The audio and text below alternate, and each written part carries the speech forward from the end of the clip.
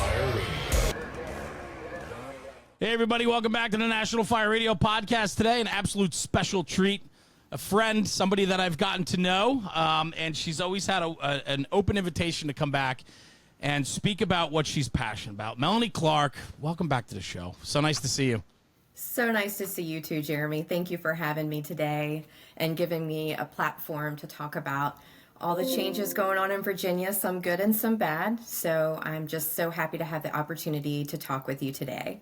Well, your story is powerful, and everything that you've been through, have gone through, and what you're doing now on behalf of your husband who had passed, and on the job, and Brad Clark, and so on. And so, what you've done now is you've taken it upon yourself, and you have circled your wagons, and you are fighting for us, first responders, firefighters, military personnel. You're out there fighting for us, public safety advocate. That came up on your LinkedIn, and I fell in love with that title because that is very much who you've become, and that comes from a real passion place in your heart, and I know that. So if I can help share a message and get the word out there to people, if you need us to help circle the wagons, you need us to pile on top of your message, we need to do that as a fire service. So we're here for you. So thank you for taking a few minutes of your busy schedule and sharing with me what's going on, because I know there's some things that need some attention. Absolutely. First, if you'll allow me to talk about some good news. Yes, and that of course. is last year, Virginia move over law expanded to stranded motorists on our highway.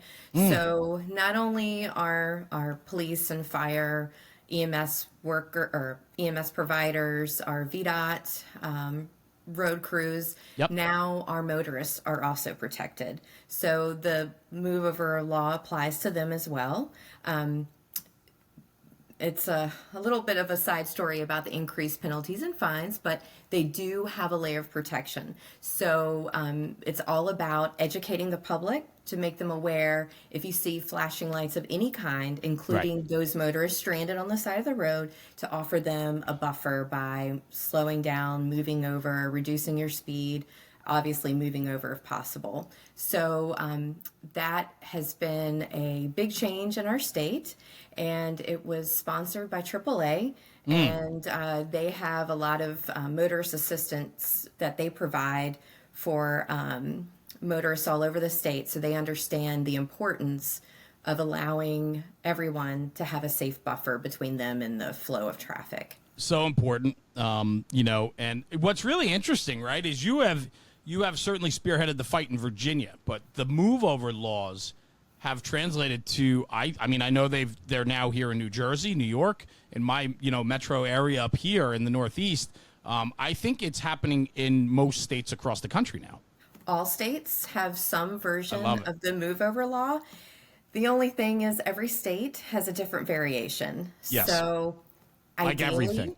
Yeah, right. Yeah, right. Wouldn't it be great one day if we were all on the Standardized? same page I know. federally? I know. That would be lovely, and I will relish the day that happens. Right now, we're not there, but at least there is some form of the law in all 50 states. Are you a part of the national message as well? Because I know in your home state of Virginia, I know you are the leader. You are the one that has taken charge of this and made sure that it became legislation. What about nationwide? Have you been behind that?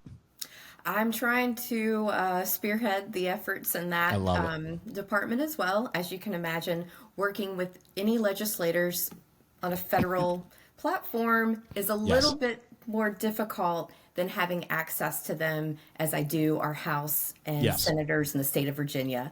I'm only about 30 miles from the General Assembly, and so it's much more convenient for me to engage with our local House and Senate.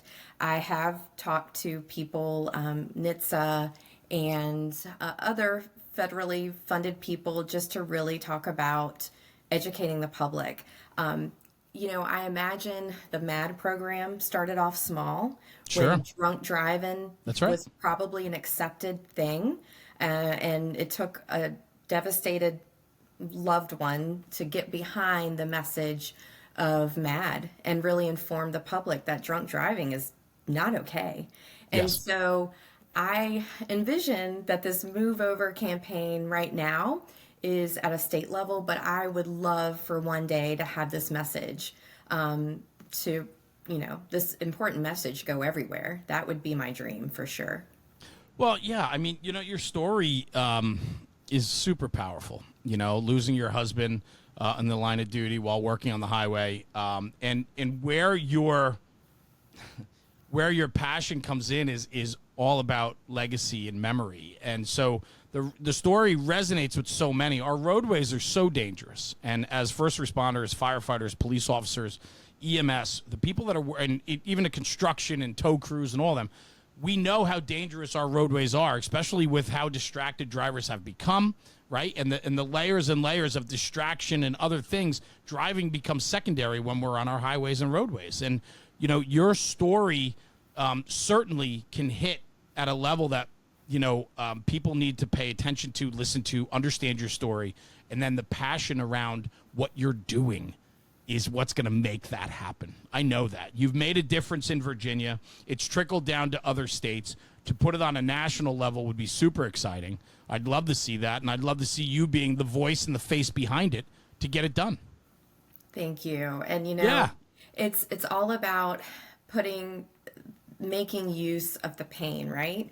And hoping that some healing, and it has, comes to finding purpose in the pain. And Brad's legacy, it's so cool because it speaks for itself. Yes. And I just feel as if, in some ways, he's just passed the baton. And he was all about educating fellow brothers in the fire That's right. service. He had such a contagious personality. He was the guy that would light up the room, talk to any strangers, make friends immediately. I'm not that girl. I've been forced to be that girl, but I was the quiet one in the background, kind of in his shadow. I get it. But I know that this, obviously, if he could be here, he would be a part of this message. It's so important to, we can't bring Brad back, but we can protect the men and women, his brothers and sisters that still serve. And they tell me that this is where their danger is. It's on the highways. They're 100%. vulnerable. That's their workspace, and they're being impeded by, like you said, distracted drivers who are all about getting to where A to B, and they don't care or have very little consideration for the person working on the roadside. And my job is to put a face with what happens when you fail to move over. There's a consequence that affects lives, and the ripple effect from Brad's death has been felt all over United States, truly. So the ripple effect is not just our family, it's well beyond our family. It lives with the guys who responded that night. It lives with the guys who respond to calls now on our highways. It's always on their mind. And even if they do everything right, just like Brad and his crew did that night, they are still vulnerable. And these motorists have their lives in the hands of, in their own hands. They can't control a distracted driver. They can practice, they can wear high vis, they can do all the right things on their end, lights activated, do training for this, but it comes down to, how is that driver? Do they see the red lights? Are they? It's the responsibility of the individual. Yes. That's it. And what people don't understand is that distracted driving leads to consequences that you can't get away from. Right. And it happens so quick and so fast. And we see it now with every emergency vehicle being installed with cameras, especially police cars, but now fire apparatus are being installed with cameras. Every day you go on social media, especially myself, you're seeing a different agency that had a fire engine hit on the highway. Right. It is happening at a rate that is just unacceptable. And there needs to be consequences and penalties. But the bigger part, too, is let's not even get to consequences and penalties. Let's educate people about the people that they're affecting by being ignorant and being distracted and driving. Yeah, we have to educate the public. And I think that makes a difference. If someone can remember our story, then maybe that will help curb their bad driving habits. I'll tell you, I'm have this weekend, I'm meeting with a conference with a lot of young drivers. And if we can correct or before they're driving, if we can instill good driving habits in them, maybe they'll even correct their parents. And I'm telling you what, a kid correcting you when you know your kid correcting you when you know you're doing something wrong, I've been there. volumes. We've all been there. Yes. Yes. Yeah, I mean, I look at my children today. There's not a question of not buckling their seatbelt. Right. They were raised, my last daughter, my youngest is now 16, and in New Jersey, 16, you get your permit, 17, you get your license, right? So I have a 17-year-old that's driving in my house, and now I have a 16-year-old that's getting her permit, going through the process.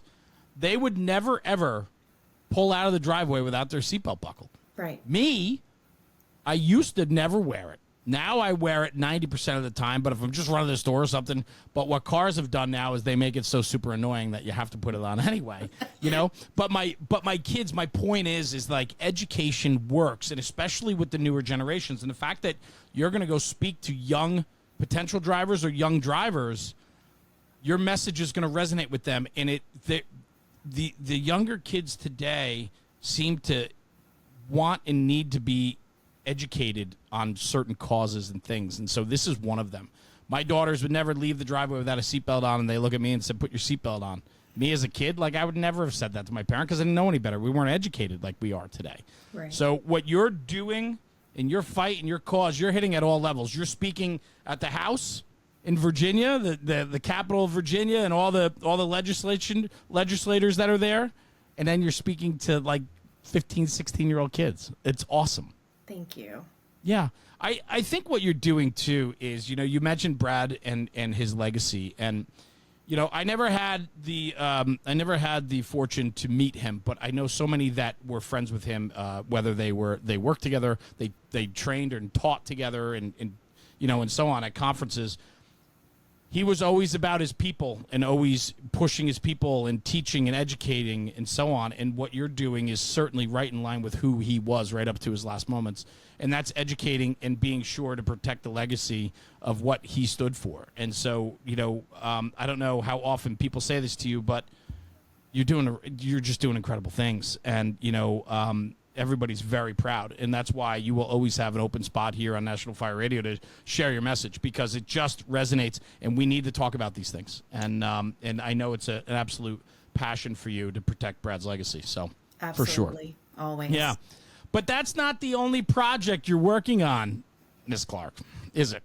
No. No. You think I'd be busy enough with what I'm doing with Move Over, but I guess there's always something that we can do.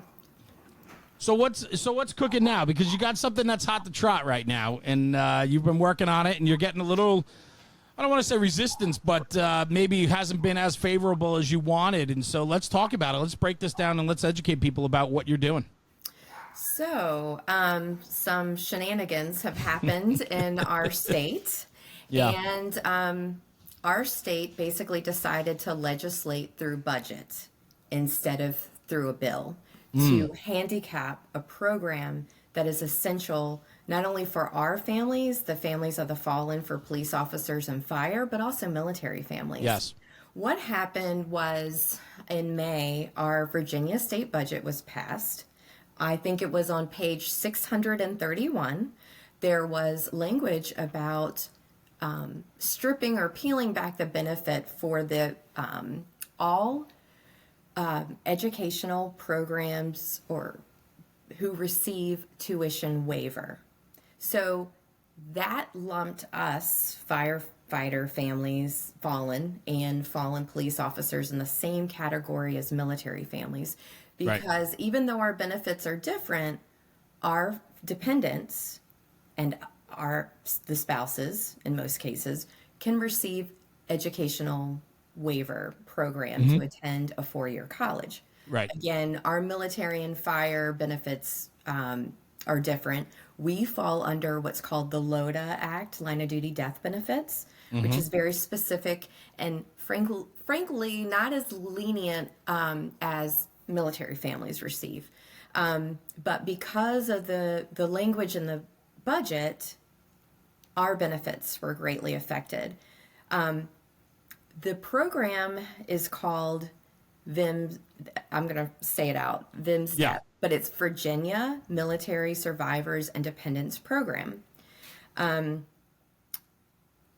guess for the state of Virginia was looking for ways to cut the budget, even though we had a surplus. And unfortunately for them, this was a program that they felt that they could reduce. I was alerted about this change. Actually, it's been maybe a month ago by a widow of a fallen police officer. And she said, I don't know if you've heard this that's going on. And I said, I haven't, but I'll do a little digging. And I found out the nasty truth that the budget was passed, which means it went through the House, the Senate, and the governor signed off. So anything that we can expect now or hope for is a repeal of what they've already done. Yeah. So the last few weeks have been incredibly busy with me reaching out to anybody I've had any networking with in the past, just to make them aware of the changes that have happened, because a lot of people dropped the ball for our family at point blank. And if you can't stand up for the families of the fallen, then I'm not sure who you can stand up for. There is that, for sure. So let me ask you a question, because I just want to break this down a little bit. So what this is, the Line of Duty Death Act, right? The LODA, right? Is that what you call it? Yes. So what that was providing funding for police, fire, and military personnel who died in the line of duty. Their families can receive credits or benefits to attend further education, right? Correct. And that program's been around for quite some time, right, Melanie? Some version of this program has been around since 1932, I believe. Okay. So now it's changed over the year, and it's expanded over the years to accept, like I said, for military, it also includes veterans and those that are disabled. So 90% disability or 100% disability. So there are some changes for us. It's really straightforward. Okay. You have to die in the line of duty. Your spouse has to die in the line of duty in the state of Virginia to receive the benefits. Okay. So an incredible program that recognizes the sacrifice of our public servants, providing their family the means to be able to, and a lot of times in those families, the people that are fallen typically are the ones that are out working and bringing in the income to allow for their children or spouses to better their education, to better their position, right?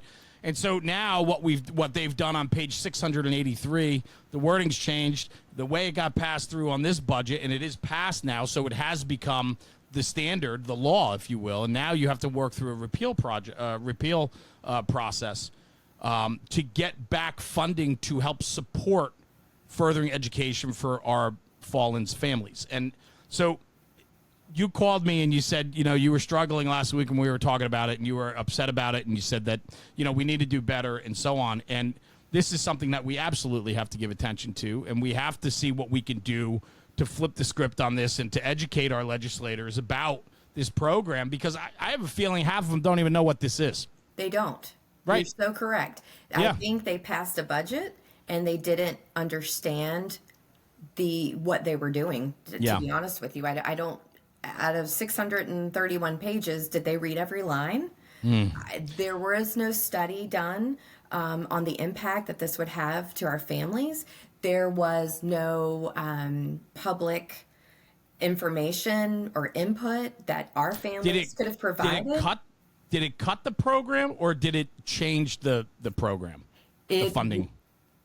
Essentially, it will cut the program. What it does is it reduces. So this will really affect our firefighters. Is if a firefighter dies in Virginia, but his family, and he lives outside of Virginia. We have a lot of firefighters who live in Maryland or live in bordering states around Virginia. They will not qualify now for this benefit for tuition for their dependents because they live outside of the state, even though they worked and died in the state of Virginia. Another change to the benefit is you can't be a part-time student, and a lot of our kids have to work in order to go to college. Sure. Even with the tuition waiver, they're still responsible for books, for fees, for for room and board. So there are still expenses. Well, this cuts the benefit back to you have to be undergrad and full-time student. And another significant change, and I would say one of the most significant changes, is our families have to exhaust all forms of financial aid before this program even takes effect. So that means we have to jump through many, many hoops. Many hoops, yeah. And scholarships and everything else in order to utilize these benefits. So, anything with governmental red tape means an exhaustive amount of effort. You have to keep in mind, a lot of our families are grieving and we're trying to figure out life after loss. This is adding one more burden to what we already deal with on a daily basis. And not only that, Jeremy, I will say this for me and a lot of our families has brought back just the horrible nightmare, right, of reliving what we've already gone through. Testifying to the Senate, which I did recently, it just brought all the hard stuff back for all of our families. I don't think there was a dry eye in the room except for our legislators. They were able to hold up and keep all their emotions in check, which to me is simply amazing and not the ones responsible for this. Exactly. Yeah. It's the fire service prides itself. One of the core foundational values of the fire service is taking care of our own when something happens. We need to, and I said it very early on, circle the wagons, right, for lack of a better term. But that's what it is. It's protecting our own. And we have a duty. We have an obligation to do that. Unfortunately, outside of police, fire, EMS, or police, fire, and military, that way of life, people don't really understand that. And so our legislatures, our Senates, our House, right, they're sitting there and they don't really understand the repercussion, but they don't live in the value system that we do, right, where we know that if we have a fallen brother or sister, we need to be there for the families, the spouses, and the children, and we need to do everything we can to recognize who they are and give them every opportunity that they would have had if their spouse was still here. Absolutely. And I think that, that is that core foundational belief that we have to take care of our own. And when there's bills like this that are in place, it does allow for the success of those families that have been through so much tragedy and so much sadness. This is something that we can do for them through, through our government. Why aren't we doing it? And what are we doing if we're cutting programs like this? And we need to do better at that. And awareness, and again, it's just like the move over law, awareness and education. But we have to make sure that our legislators know the impact of cutting a program like this, buried into 600-something pages of a budget. It affects real people that have already had struggle in their lives. Yes, without even receiving any input about how this would negatively affect our families, without reaching out to the state unions, professional firefighter unions, to see, would this impact our families? There was no research done. We can't point to a study that was done to see, okay, would these changes directly affect colleges as far as, and I think that's a little bit of where the issue has started. I think the colleges were complaining, the in-state colleges were complaining about tuition cost. Well, we represent, and I believe this is military included, and I think our families represent much less than 1% of Virginia's population, right? Yeah. So if you include the military families, fire and police, we represent 1% of Virginia. With the surplus in our budget. This is just gross. It really is. There's just no reason. Our representatives are accountable to us. They need to answer. They, they do this in the dark of night, and they pass this without any thought about how this would affect our families. And now they're feeling the heat because they've been contacted, as far as the House and the senators have been contacted to tell them we need a full repeal. So that did pass in the House on June 28th. It was bipartisan support, 92-0. So we had no one standing in our way. Where our roadblock is the Senate. They're basically holding our families hostage over not supporting the full repeal that the House passed. They would like to form their own bill, which would be a temporary hold on these changes, but just for another year. So our families will have to fight, will have to testify, will have to do all of this over in just a year. So, okay, so let me get this straight. So the House passed the repeal resolution to repeal it. Yes. It's now to the Senate vote, and the Senate wants to review it, look at it, and then maybe potentially come up with their own program that represents their needs and wants. Is that correct? Basically, they will agree to a full repeal, but only for a year. Only for a year. So we'll be able to get funding back for this year, for this fiscal year. Yes, but then going forward, they're going to review it again and determine if the program is going to stay or if they're going to change the way in which the program is distributed. Right. And the fact that they were able to handicap this program so quickly without any thought really makes me afraid for the future of this program. Yeah. We have still one more girl to put through college, so this will impact our family and directly, but also. What about kids that are what about kids and spouses that are in school right now? It has caused mass confusion. I bet. We have had college kids that we testified. It was July the 1st when the Senate chair appointed a work study to talk to our families about the impact that this handicapped benefit, how this affected us. So we testified, and there were some college students that are enrolled now or getting ready to enroll, and the colleges have told them that they're not able to because the tuition waiver program has been suspended. So a lot of our families are in complete limbo, and they're giving false information by the colleges who look forward to not providing this waiver to our families.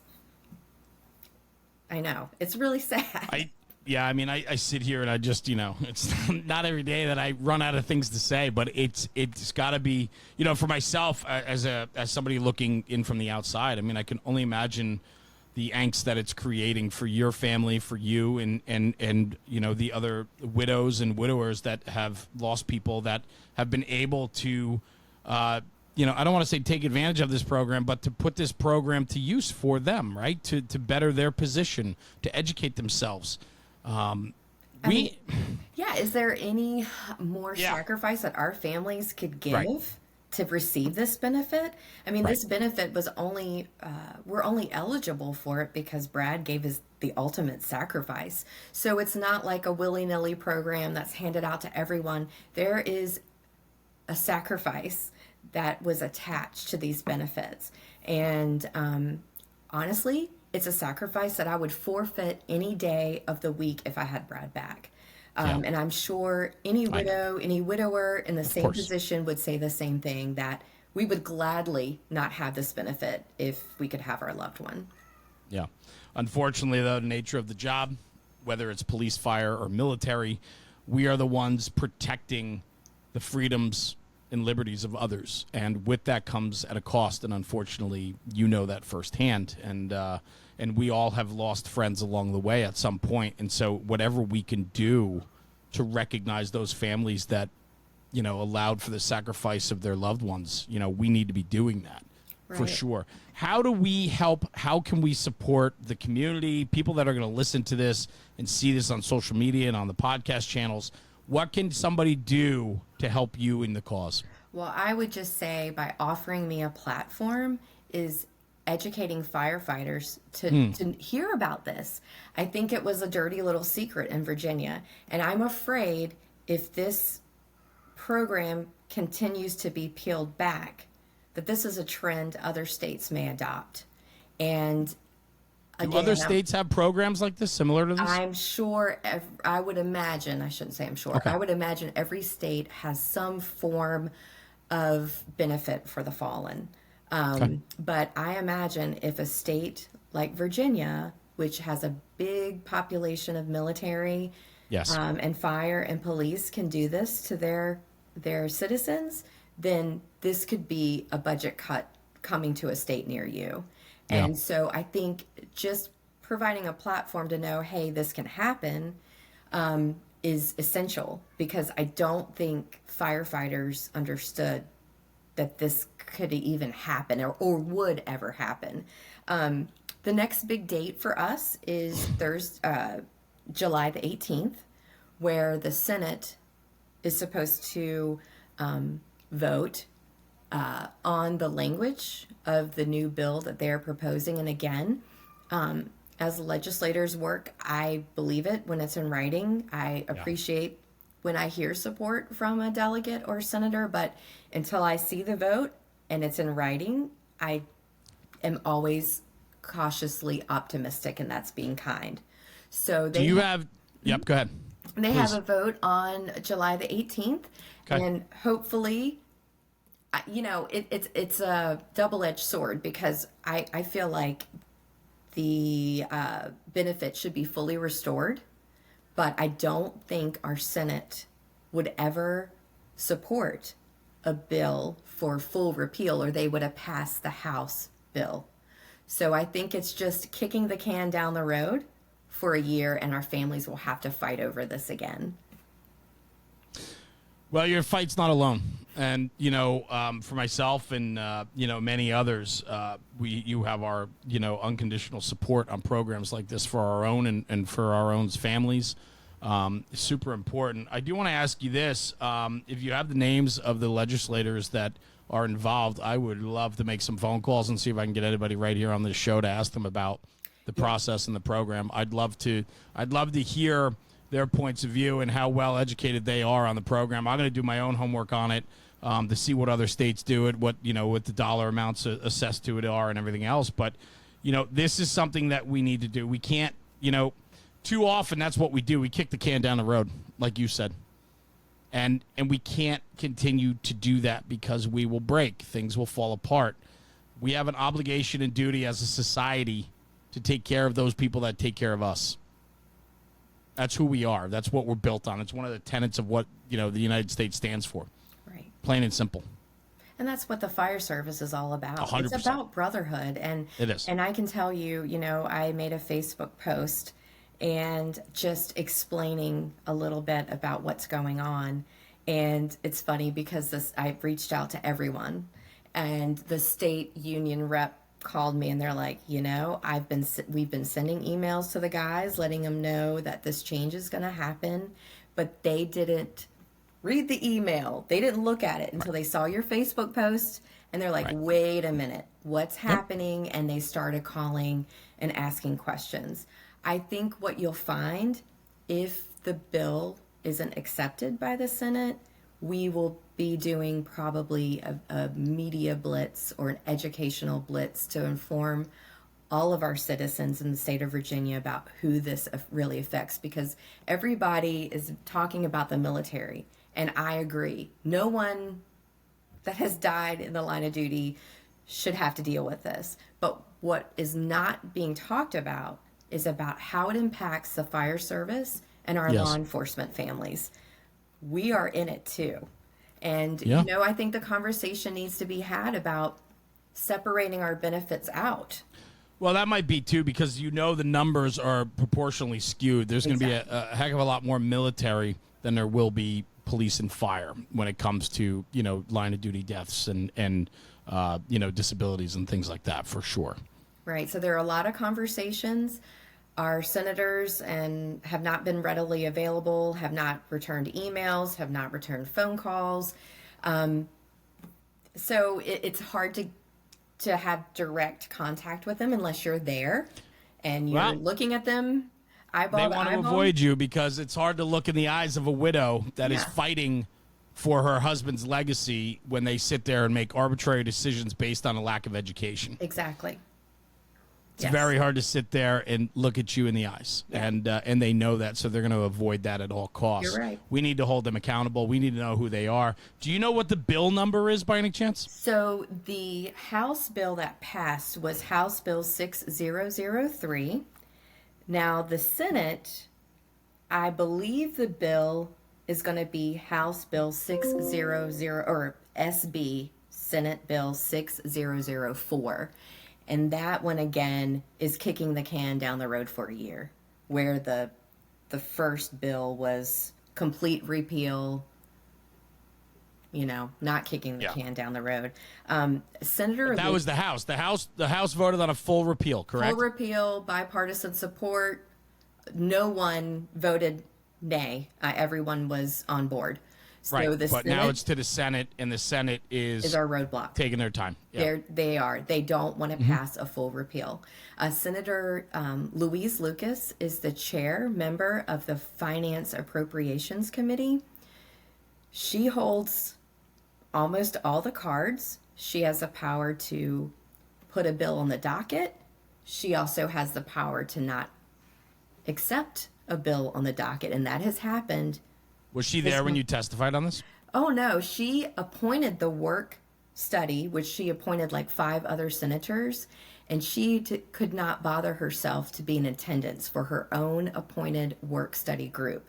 So we spoke to 5 other senators, and she just, I guess, was too busy or had other a conflict of interest or whatever, but she was not in attendance.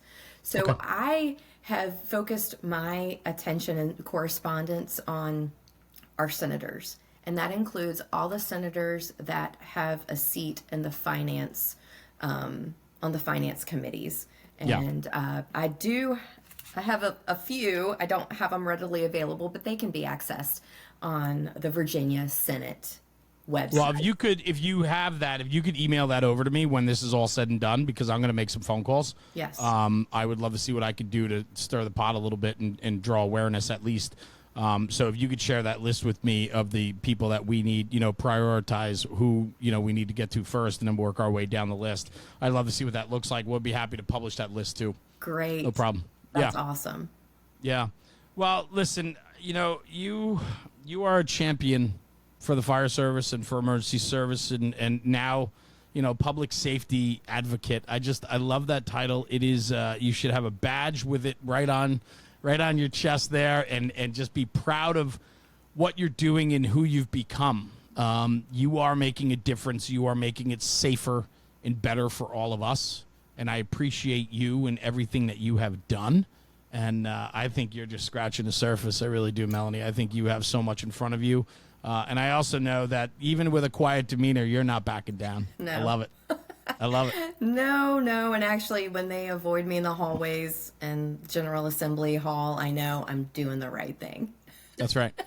That's right. You're making an impact. And that's really what you can do. And, and now it's the support of myself and other groups and communities. And we need organizations within the emergency services to stand up for this, too. And we need, groups to get behind you and your cause. Absolutely. Yeah. And, like I said, if it can happen here, it can happen anywhere. That's right. So we just need to be aware of the changes our states can make and then the ramifications of that. And again, I think our families are really worried about the slippery slope that could happen. Okay, what's next? Like our health insurance? Like what are the other things that they may be able to take from our families to improve the budget? So it's a slippery slope for us for sure. We know this is a long-term commitment, that we're in it to win it, that we're in it for the long haul, that if they kick the can down the road for a year, which I firmly believe will happen on the 18th, that we'll just be back next year. And hopefully we can elicit enough support. We can have a sea of blue behind us when we speak and testify, because unless those legislators make a personal connection, we are no different than the lobbyists that they see every day, except our lives depend on our legislators to make the right choice. Yes. Well said. Very well said. Melanie Clark, thank you. Thanks for joining me today on the show. It's, I'm sorry we have to catch up this way, but it was great seeing you. And I just want to say this, even on days where you feel defeated and knocked down, you're still certainly making a difference. And we need champions like you out there pushing the fire service forward. And I just want to say thank you for all your hard work, truly. Thank you. It's awesome. Good. Keep up the great work, and we'll do whatever we can to support you. And you always have a platform here with us to get it out and to share it with others. It's my honor to do that, and it's my duty to do that. So please feel free. Yeah, no worries, Melanie. I will keep you posted on the changes please do. that happen. We'll have you back. Yeah, definitely, and we'll talk after the 18th and see how it goes down and see what we can do to keep the conversation going. But you're always welcome. Just keep me in the loop. Let me know what's cooking. Will do. Awesome. Stay right here, Melanie. I'm going to sign off the podcast. Come right back to you, okay? Okay. Cool. Thanks, everyone, for tuning in for another episode of the National Fire Radio Podcast. On a serious note today, these are important things. Melanie Clark is fighting for what's right for our own people. And I challenge you to educate yourself about what's happening in your own hometowns, cities, and your state, and, of course, our beautiful country that we live in. We need to fight for what's right, and that's the morals, ethics, and values of what the American Fire Service stands for. So I challenge you to go out from here after listening to this incredible message today. Go out and find out what's happening in your own jurisdiction and make a difference. Well, anyway, do me a favor. Take this conversation, take it back to the firehouse, talk about it, because when we're talking about the job, we're making the job better. We'll see you at the next one. Jeremy, National Fire Radio.